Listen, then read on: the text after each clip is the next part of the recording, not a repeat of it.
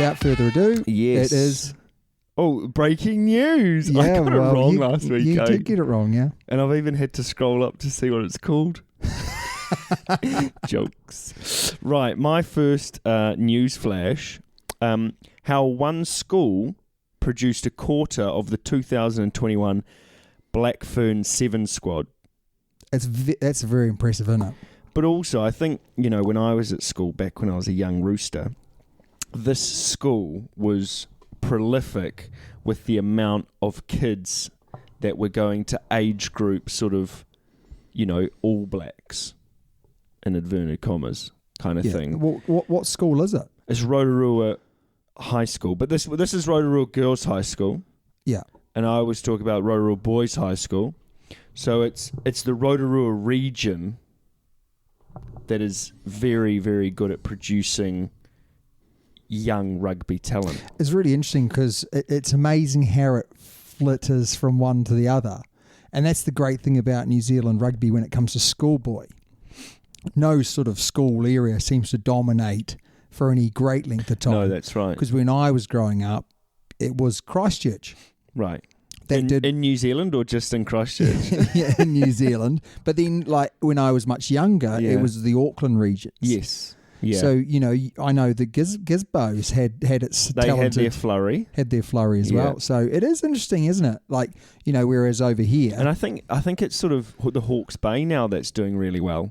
Yes. I think Hastings Boys High School is... Boy, yeah. I tell you, it's a great show on YouTube. Oh. It's like All or Nothing, Hastings Boys. Oh, really? Yeah, really good. Wow. Highly recommend it. Slightly recommend it less than this show, but, if you like this show, you'll like that show as well. You might like it, just again. But so it sort of almost comes down to one person, they said in this article, and that's Holly Graham. So she isn't even the rugby coach. She's the touch rugby coach for these girls. And she just says it's all about hand-eye, catch and pass, all that sort of jazz. So she's quick feet. Touch rugby? Yeah, she doesn't do any of the contact stuff? No. It's amazing, isn't it? Yeah, so all about quick feet, hand-eye, passing, all that sort of jazz. And it's sort of strung itself to the 15s game. Well, Benji Marshall? Yes, he was, yes. Well, that's I've seen highlights. That's where he got found. Yeah. He didn't get Same with Sean... Shantane Happy? No. No? I don't know who that is. Oh, Sean Johnson. Sean Johnson, that's the one, yeah. Yeah. So those guys, they didn't actually play rugby, they played touch. Yeah. And they were found from the touch scene. Yes. And they were taken into rugby league. And, it's basics, though. It's going back to basics. Can you catch and pass? Brilliant. Touch rugby is all about quick hands, touch quick rugby feet. is amazing, isn't it?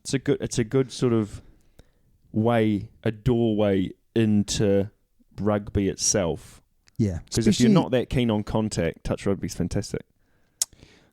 Question A is maybe in a couple of weeks is, do you think more schools around the world will play touch over tackle? Well, I still think you're touching them. Tag rugby, potentially. I hate tag rugby. Hate it. Yeah, but you're not going to get any rugby though, are you? It's village. Oh, I didn't mind it at school. Mate, my hips don't lie, mate. They could pretty much dislocated. Boom, boom, bang. Knock someone out with those hips. It's like J-Lo.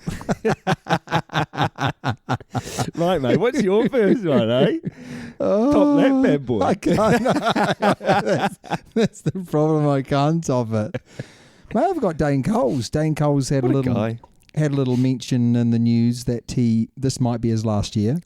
Do you think that's a little bit like a couple of stories recently where he's just sort of fishing for a new contract from the RFU? Potentially fishing sort of for compliments. No, Dane, you're so good. Exactly. He is very good though.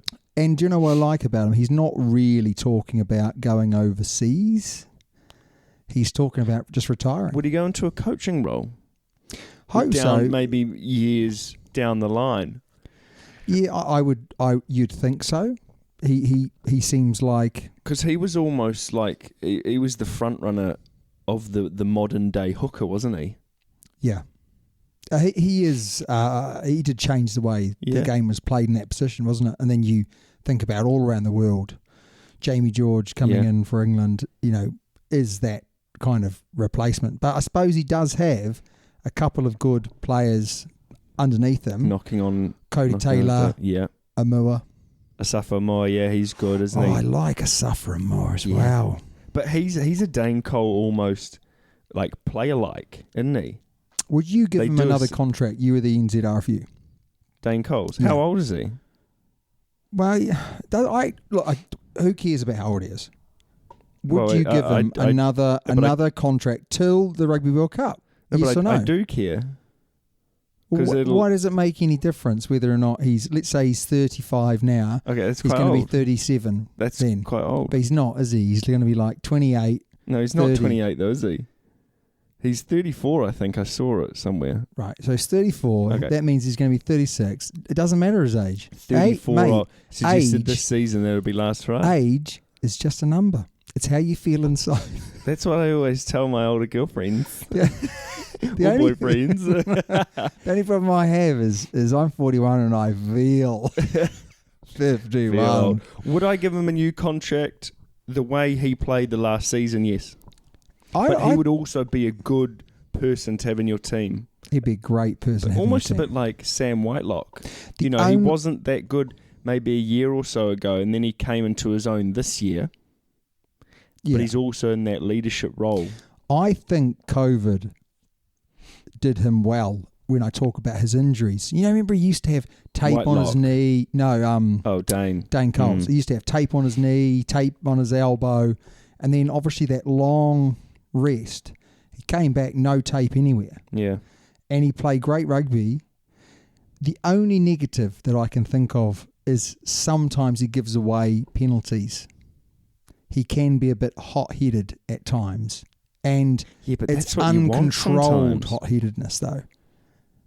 There was, in that Argentinian game, like he did the old the face push. Yes. So it led to a yellow card, did that? Yeah. So that didn't cost us the game, but didn't help us. That's for sure. But anyway, I'd love to see him. He has said never say never, especially with Roger Tuivasa-Sheck. Not that I'm even pronouncing that correctly. Coming to rugby, that'd be awesome to play with someone like him. Tuivasa-Sheck, I think. So yeah, I can see hopefully that they're going to give him a little extension. And he has said, I'll play until the coaches say that's enough. That'll be a hard conversation if you were a coach. Sorry, Dane. You're just not good enough. You're too old, mate. You're on the way out, bud. Yeah. Over to your story, mate. Yeah. They're just not good enough. Now, this could relate to many, many things, couldn't it? Could relate to my performance as a teacher. Your performance you're just not good enough. Your performance as a human being? No. After a night out with the missus? Sorry, Damien, this is just not good enough. Your performance was lackluster. You're so leaping on the couch. My birthday was a letdown. You've underperformed. Again. No. Roses, chocolates for Valentine's Day. Some oldie flowers. Right, mate. You're going too far. You're going too far. Yeah? I've got plenty more. Warburton. So Sam Warburton, the bread maker. Yep. Ex-Welsh captain, calls for Italy to face Six Nations relegation playoff. I absolutely agree. For years, Italy have you want to see some development. Now, I kind of felt like I have seen some development in their attacking game. Sorry, but if there is going to be a relegation, who's gonna go and take the spot? In Europe, who's going to take this spot? I know, it's only really Georgia, isn't it? They're not going to take this spot, I know, I don't think. But at least give them the chance to take their spot. That's the question you want to ask. Yeah, but how many games would you play? Would it be a one-off? Would it be 3? Do you know what's going to happen? Every year? Do you know what's going to happen? I'm not sure what's going to happen. South Africa are going to take their spot in the Six Nations, aren't they? But then I did a little bit of writing here, and I know you can't probably read it, but the way England played, Italy might beat them. No.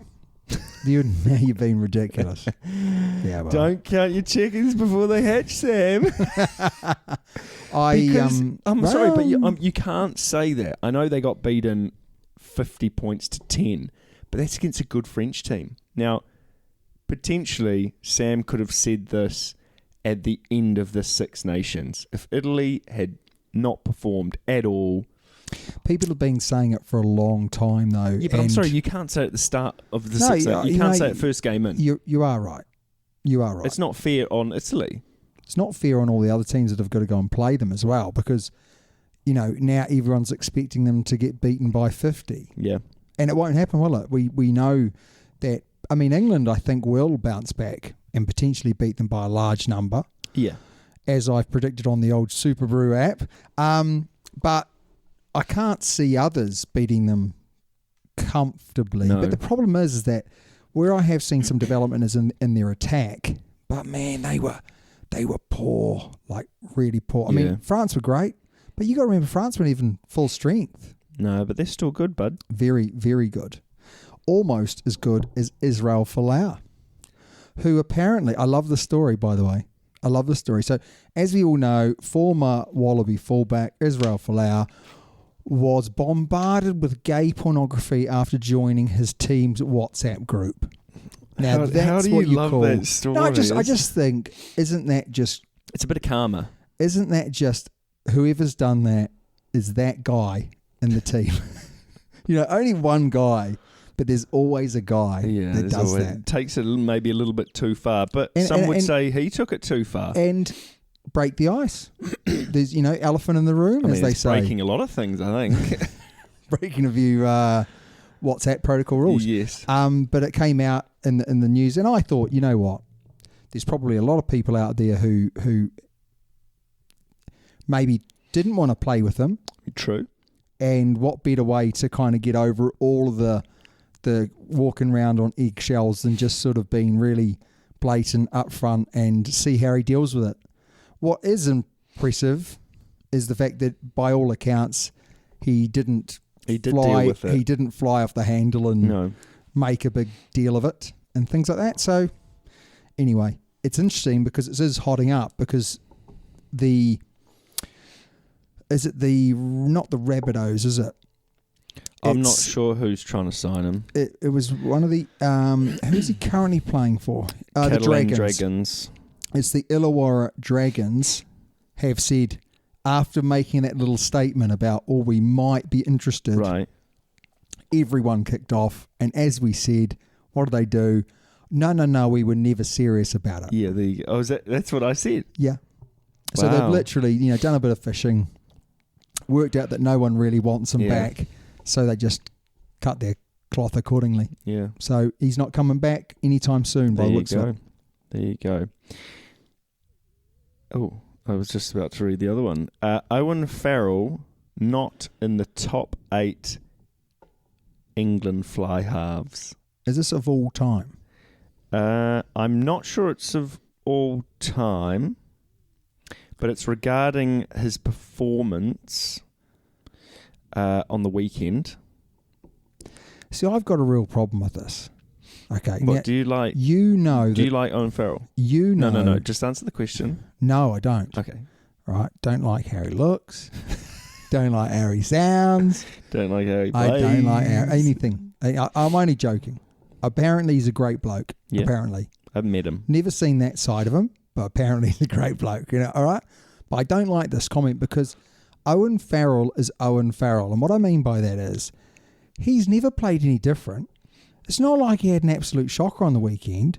He just did what Eddie Jones told him to do. But also, you can't... And they lost. You can't pin it on one bloke. Absolutely. He kicked all his goals, and he's an amazing kicker, and he's a very, very good tactical kicker, but he's just following the game plan, which is not his game plan, it's Eddie Jones's. But then the article goes on to sort of bag Saracens. Now, there was Owen Farrell, Jamie George, Elliot Daly, Mario Itoje, who hadn't played any rugby since the last international break. So the Autumn International, isn't it? Sorry, Autumn Nations Cup final. And that's December. So we're talking about sort of 2 months where they haven't played any rugby. Now, I think Billy Vunipola had... He's played a couple of games. He played a couple of games. But I'm sorry, you can't, as a professional athlete, if you're out for 2 months, and I know he's probably been training and all that sort of thing, but He's not game fit. Did you know there's a few of them that are not game fit? I don't think they're not game fit. I tell you where people have got this idea from. Okay, so this annoys me. It annoys me because these are educated people saying things that don't make any sense. They're comparing those players from Saracen to Argentina, right? So Argentina didn't play any rugby, went into Australia, all got COVID, were training in hotels, right? And then went and played the All Blacks. Yeah. That's what people think. That's actually not what happened. What happened was this. Argentina didn't play any rugby, correct. Argentina flew to Australia, correct. Got into got COVID, went into the hotel, correct. It's all correct. So they all got COVID? Well, a lot of them got COVID, yeah. Right, okay. But then they played two they played warm-up matches. Yeah. Directly before the All Blacks against two decent Australian teams. Yeah. Found their feet and played. Owen Farrell hasn't played a competitive game for 2 months. Yeah, that's what I mean. So are they match fit? I tell you what, they might be physically match fit, but mentally, they just weren't up to the challenge. Elliot Daly definitely wasn't up for the challenge. Looked like a schoolboy out there. He hardly got any ball, to be fair to him. But when he did, he was, he was a bit lackluster. And but I just hate it how people say, oh, well, the Argentinians... And the other thing about Argentina is they always play with passion. Oh, yeah. And, passion gets you up for a lot of things. Do England play with passion? I'm not saying they're not, but they're not... Calcutta Cup. It's not like, Scotland play with passion. Yeah. Wales play with passion, don't they? Yeah. France can at times play with passion, but you don't really New Zealand don't really play with passion. No, neither do Australia. So... I don't think. No. But then there's a sort of another sub headline. Vunipola, if we didn't know the pubs were closed, you'd swear he'd been in one. He's so out of shape. God, that's really harsh. You know what though? Before reading that news headline, I when I looked at him, I tell you what, my body's not a temple. I have to admit, you mate. If you could go onto YouTube and have a look at this fine young man next to me, right? In great physical net. You can't tell. How can you tell? Not so much. Well, I've for God's sake. Myself, a few love handles here and there, but a lot of loving in them. But Big Billy Vunipola, he was big as a professional sportsman. Yeah, you wouldn't expect him to. Did he play well? No, and I don't think he's played well for a number of. No, I think he's almost worried about the injuries as well, because he's got a couple of forearm injuries, hasn't he? And I just don't think he's as explosive as he once was. And I think once you lose that edge, you lose that momentum, don't you? Yeah. And you lose that go forward. So, but it was, and I can kind of see where this article is, or is coming from, and where it's going. They're not playing rugby. Now, I know they need a rest and all that sort of jazz, but I don't know. Maybe they just got overturned. Well, we are going to go into a little bit more detail, isn't it? And the last topic I've got, which links it all in together, is enough's enough. Mike Brown, ex-fullback, has said... He's chirped up quite a lot lately, though, hasn't he? He plays with a bit of passion, does Mike Brown. He says Owen Farrell should be dropped and George Ford should start. And again... What about the bloke from Exeter? Yeah, they've got quite a few lining up, to be fair. They do, but the honest truth is, Owen Farrell just does what Owen Farrell does. I don't think Owen Farrell played badly on the weekend, but that's what you get with Owen Farrell. You do not get an attacking fly half. No. You get a damn good kicker, and generally when games are tight, he'll win you the match with his boot. But you don't get a player that sets his back line light, and especially now that they don't have Manu Tuolangi, then they don't have any go forward. No, they don't have that pizzazz in the middle of the pitch. No. Also, what did you think of their tops? Oh, I didn't like them at all. Can I just say it looked like the Japanese blossom, cherry blossom. It did, yeah. If you zoom in on it, I know, it's completely different, isn't it? Yeah. It's not even their logo. It's brand new, but are they looking for a new sponsor? Because there's nothing else on I think they shirt. must be. They must be looking for a new sponsor. A cricketer. Yeah, no stickers on the bat. Not know what cricket is, but, it's always a lot of advertising on the bats. And, when they're looking for a new one, they strip it, don't they? So it kind of looks like that. It does, yeah. It does. I thought exactly the same thing. I looked at them and thought, oh, yeah, in between sponsors, lads. Yeah. And then secondly thought, looks really weird. All around the Twickenham was the English Rose, the logo. Yeah, the normal one. And then they've got this huge thing. Blossom, this cherry blossom. It's weird, eh? Very, very weird. Interesting. Very, very weird. I did have one more story, mate. Yeah, you did, which was fantastic. Did you want me to cover it? Yeah. I almost overlooked it because Toby's all about cutting down the length of the podcast. Yeah, it's because I'm tired. It's 45 minutes to the dot, and if we go over 45 minutes, I'm going to walk out the door. Oh, I'm glad you've quoted me in my accent. Get on with it, man. So Marty Banks, before he became this cult hero, he went and played in Russia. And what he found out was that the team that he played for had links to the mafia. Class. And apparently he did this interview when he got back to New Zealand, and it was put out in Russia, and he got a little comment back. Did he? Yes. Which basically said, Marty Banks, we remember you. Don't come back. Wink. And he really kind of got worried about this. Really? About this comment, yeah, because the next day he went to try and find it and it had been taken down. Oh, no. But yeah, very interesting lifestyle he said over there. He said that... I wonder how much he was getting paid. Yeah, well, I think he lived a pretty good life over there. Apparently, he went out to like the owner's resort and there was AK-47s there. There was marijuana growing in the wild fields. That's good. He said it was just madness. Sounds like a fun time.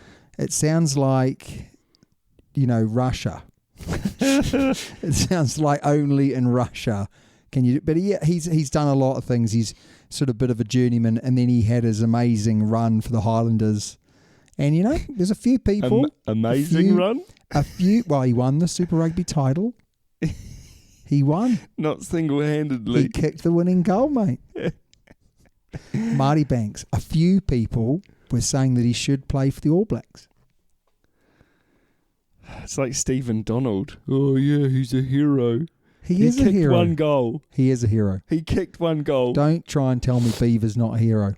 That name says it all, really, bud. Righto, results.